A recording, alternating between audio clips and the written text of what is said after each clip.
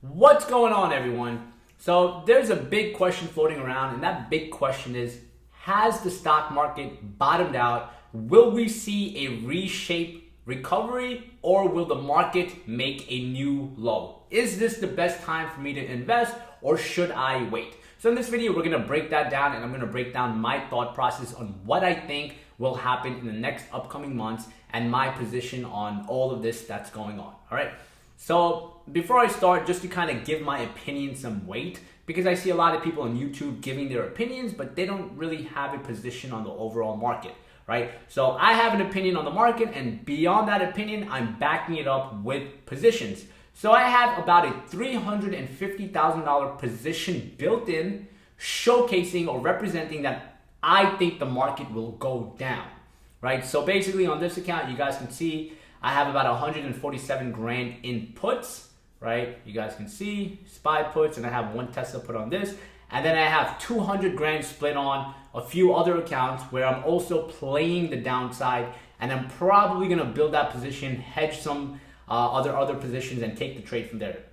Now, my whole idea is, once again, I think the market is gonna see a new low. And if the market sees a new low, that's when I will basically make money. And once again, I have about a 350,000 position built up to that. And I'll make a video breaking all that down too. But now, why do I think the market has room to go down? Why don't I think the market's recovering? Let's jump into that. Now, we're gonna break down SPY. SPY is an ETF of the S&P 500, which basically represents the overall stock market. Now, looking at SPY, let's look at it from a bigger perspective. So right here, I have a 3-year, 1-day chart open on SPY. Now you guys can see, just before I start, this is basically a V-shaped recovery for anyone that doesn't know. You can see market dumped in December of 2018, V-shaped recovery. This is what a lot of people right now think is going to happen. They think we're gonna see a straightforward V-shaped recovery. Now, why do I think we won't see that? And why do I think we may possibly go down further? Now, the reason for that is, obviously, let's jump into what has happened. Now, obviously, right now, everyone should understand that the market has been going down because of this virus. This virus has basically stopped our economy and the world's economy. Now, obviously, that is impacting the market in a very, very negative way. Our economic system, me personally, I think wasn't strong to begin with. Right, so I think this virus just kind of adds on to that and creates a bigger mess that a lot of people didn't anticipate. I don't think anyone really anticipated that, right? Now, looking at this, we saw a high of 339 back in February of 2020, right? During that time period, in about 5 weeks, we saw a low of 218 on SPY. So basically, we went into bear market territory. So bear market territory basically means that whenever it goes from a high point and drops 20% or more, that basically puts us into bear market territory. So obviously we dropped way more than 20%. We dropped over 30%, and that put us into bear market territory. Now, obviously, looking at this, I want you guys to understand a few things before we move on. Number one, you're not ever gonna see the market just continuously fall down. It'll fall, pick back up, fall, pick back up, fall, pick back up. The same goes when it's going on the upside. It'll go up, it'll have a pullback. It'll go up, it'll have a pullback. That's just understanding basic price action. But now in this situation, when the market goes down like it did in this situation, right, you have to understand the Feds will step in because they can't have the market fall this much. The president will step in, which he has, right?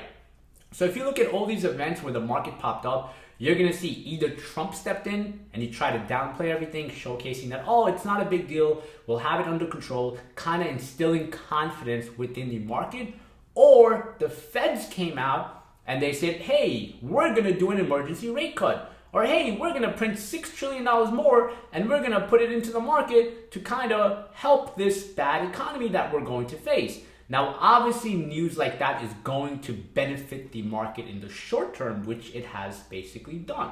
So looking at this, you guys can see, once again, we dumped, pulled back, dumped, held, and then dumped to a low of 218. And once again, that's where they came out and they said, hey, we're going to pump in $6 trillion into the market. We're going to have this stimulus plan, right? Going to talk about the stimulus plan in another video, what it covers, what it doesn't, take it from there.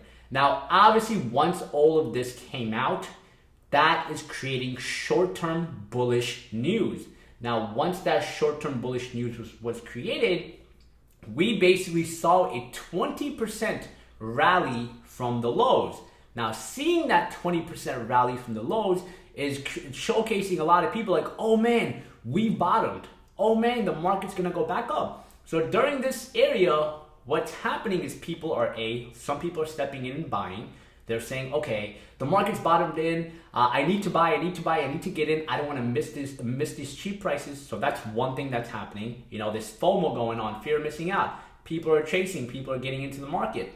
Now, beyond that, there's a few interesting things that happened, right, last week that I think a lot of people are overlooking. Now, those few things that happened go down to this right here. So the first thing is there's something called pensions. Before I get to window dressing, this pension funds are basically rebalancing their portfolio at the end of quarter one. So quarter one ended on March 31st. Up until then, there's a lot of pension funds that are moving money from bonds to basically the stock market. Why? There was a huge dump, so they're readjusting their portfolio. So A, I think that somewhat created a little bit buying pressure. B, I think we were way extended on the downside, so seeing something like this was pretty normal. C, you can see there's no real volume, even if you go to SPY, even if you go to NASDAQ, even if you look at any marketplaces. On this move up, there was no real strong volume showcasing or supporting that move up. Next, there's something called window dressing. So window dressing is basically where a lot of big firms come together and they try to make their quarters look way better than it is. So there's a rumor, not saying this is true, not saying it's not true. There's rumors going around that a lot of big portfolio managers, hedge fund managers and so on came together and they kind of wanted to end Q1 on a good note. So it was kind of like, hey, let's not be aggressive on selling. Hey, let's hold the market off. So once again, I don't know how true that is, how true that's not. Once again, that's a rumor. So that's what window dressing is, and that's what was quote unquote done. Now, going on to my second point, which kind of correlates with that a little bit. Now, the way that kind of connects to my next point, once again, all rumors. I don't know how true it is, but just trying to connect the dots on some places, right?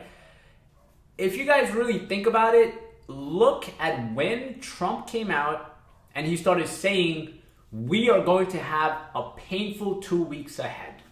Now, obviously, this has been a mess. The whole virus thing has been a mess from a few weeks ago. But it's like, why would he come out at the end of Q1 and kind of state that, okay, now the next 2 weeks are going to be bad? Why was it a few days ago where he came out and he said, oh, by Easter, our economy is going to open. And now he's like, hey, we're going to have a painful 2 weeks at the end of Q1. So it's like, I don't know if he has buddies or what's going on. Once again, all speculation. No one knows. But it's like when you start putting A and A together, it kind of starts painting a certain picture.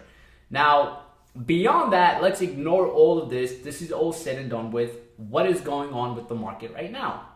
We saw market make a new low. Market retraced. No strong volume in the retracement. Market had a hard time breaking the 260 area. As you guys can see, hovered around there for the past few days. Now, the idea is what's going to happen next. Why would the market go down? Has the market factored everything in? Now, I think the market is going to make a new low because of the following reasons, and I think this is what the market is focusing on. I think in the upcoming weeks, the market is heavily focused on the economic data that's coming out. So we have a lot of economic data that's coming out, right? So there's this website I use. You guys can see right here. On this website, you can see tomorrow, right, we have jobless claims coming out at 8:30 a.m. Eastern Standard Time. Beyond that, we also have the unemployment numbers coming out on Friday, the first Friday of every month. That's coming out on Friday. So I think the market is going to be heavily focused on these two as well. Now, beyond that, there's also a lot of other economic factors that the market has not really looked into, in my personal opinion, which I'll break down. Now, the reason I think we're going to see a new low and other things that are going to cause that is, I think, number one, Q1 earnings. So we are going into earnings season. Quarter one just ended. Since quarter one just ended, in the next 3-4 weeks, we're going to see a lot of big names report earnings. Now, when they report earnings, everyone already kind of knows that their earnings are going to be bad. But that's not what the market is focused on. The market is going to be focused on, okay, you had bad earnings. We kind of factored that in. But now for Q2 and Q3, what do you think will happen? Do you think you're going to perform at this level or a lower level? That's what I think the market is going to really narrow into next, right? Looking at big names on what they think their estimates are going to be. Now, if their estimates are lower than projected, I think that is not really factored into the market. That also depends on how low, how high, which is kind of like a huge can of worms to open up. But I think that's one thing that the market is going to heavily focus on. Now, number two, which I think hasn't really hit the market yet, is basically the mess that this virus is going to leave when and if it kind of eliminates. So let's look at the best case scenario, right? Now, the best case scenario, let's just say by May 1st, we find a cure and we're like, okay, we're able to eliminate this virus. Or let's say by May 1st, this virus starts slowing down, right? Now, if it starts slowing down, it's not about, once again, the virus, it's about the mess it has left behind. And I think a lot of people are overlooking that, and that's not really being factored into the market. Now, even if you go back to 2008 and even if you go back to 2001, you'll see a lot of times when the market dumps during bear markets, we have seen 10-20% moves up. We have seen dumps, rallies, holds, and then the market started selling off. Go back in time, look at that, look at the 2001, look at 2008, look at what happened after the big dumps. The market sell-off doesn't happen right away. It has started happening slowly afterwards because that's when the real economic factors started kicking in. So the economic factors in this situation, from my personal opinion, kick in into something as simple as, let's say, jobs. I'm not gonna break down every element, but let's just say jobs. How many people right now are unemployed? Now, obviously, the government is giving a $1,200 stimulus check, and the feds are stepping in and helping as much as they possibly can. But I think this help is not going to be enough to really help people. It's not really going to help people to an extent that's needed. And obviously, $6 trillion are being printed from thin air, which is obviously going to cause inflation, and that's a whole nother topic, right? Now, going into the jobs factor, how many people here, once again, if you look at all the people in this during this situation, there's a lot of Americans that don't have savings, that are living paycheck to paycheck. They don't have money to go and live off for even a week. Now, that's probably over 70-80% of Americans. I'm not going to focus on any other country. Looking at that aspect, if this goes on for about 4 more weeks, they're going to be behind on a lot of bills. Consumer spending is going to go down, which is obviously going to impact the overall economy, right? That's also going to impact the future growth of some of the companies. Like, let's say Apple. If people don't have money, Apple future projections are going to go down, which is in fact going to hit their profits. And if their profits get eaten alive, that will obviously impact their stock price, and their stock price will bring the market down. That's just one example, right? So people will obviously spend money on necessities, but even that will be kind of tight. So I think the aftermath of this overall virus, right? People not spending money, people being afraid to go take vacations, let's say, right? Airline industry, another special industry. People not taking vacations, right? People not spending, people not flying. Small businesses being closed down. So many small businesses are being closed down because they are living month to month. They cannot survive 1 month without getting funding, right? And yes, the government is stepping in to help them out as much as possible. But when you go look at the actual reports and the aftermath of all this, you're going to see that in the next upcoming months, this is all going to become a worse and worse case scenario. And that's if this all settles down by end of May. Now, I'm not going to sit here and say it's going to end by end of May. I'm not going to sit here and say it's not going to end by end of May. No one knows when a cure is going to come out. No one knows when this is going to end. But even looking at the best case scenario, like I mentioned, I think that still leaves us more room to go on the downside.